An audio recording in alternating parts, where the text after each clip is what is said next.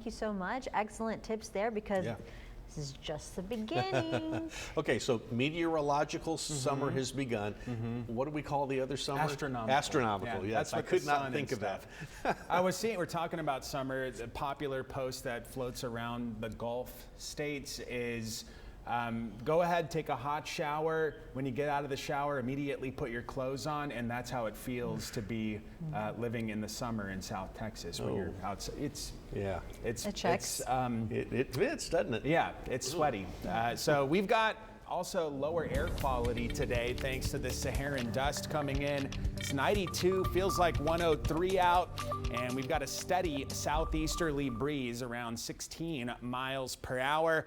Some West Texas action and into the panhandle off the West Texas dry line. This low is remnants of Alvin, a storm that was in the Pacific. That's going to be moving toward the Great Lakes, but you see all of the weather watches and warnings really that are ongoing right now. So that moves to the north and east. That's where the active weather is going to be the next few days.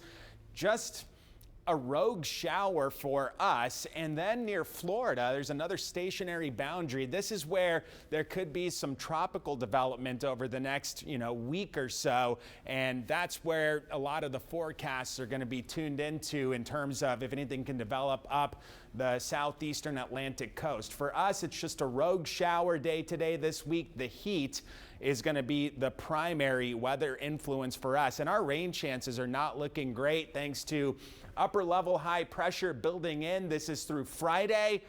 It edges off to the west a little bit this weekend, but we're still going to be under its influence. So it's heat and humidity for us. Middle 90s in the extended range. Heat indices generally between 105 and 110. So lots of Saharan dust in the Atlantic, main development region, and the Caribbean. Two areas of interest. This one, not as much of a problem for us. This one is not either. I don't see anything in the short term in the Gulf, but a 10% chance with the Gulf Stream kicking up, warmer waters as you get toward the Outer Banks, and there's a little chance for tropical development there. Just put a fresh tropical write-up on the tropical section of our page discussing the longer range outlook. And we're going to have some Saharan dust here this week. It'll ebb and flow. I think another batch of it, thicker variety, comes in this weekend on Saturday. So the skies, because of that, will be hazy tomorrow. I think a little less hazy Wednesday, Thursday, Friday, and then additional dust coming in this weekend will thicken that haze back up, and the air quality also is not great when that dust is here.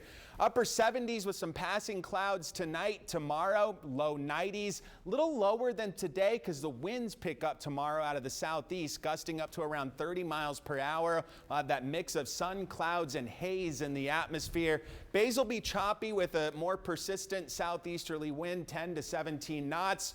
And hot and humid with a blend of, again, sun, clouds, and haze through the next 7 days. I do think additional dust, another plume of thicker dust comes in on Saturday this weekend.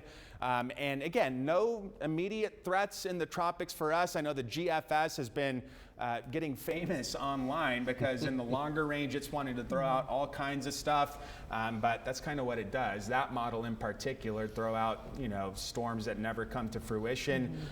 If you want to read about it, it's a tropical update. And if something's going to happen, I mean, people can trust you. They can turn here and they'll hear it, right? I always say, I'm walking around the store too. I got to look at everybody in the eye with our forecasts, and if we're just crying wolf all the time, no, that's not as fun to be out and about looking at everybody. The weather blog is also amazing. It's up. They're all updated right now. All right, Alan, thanks. Still to come here on 3 News.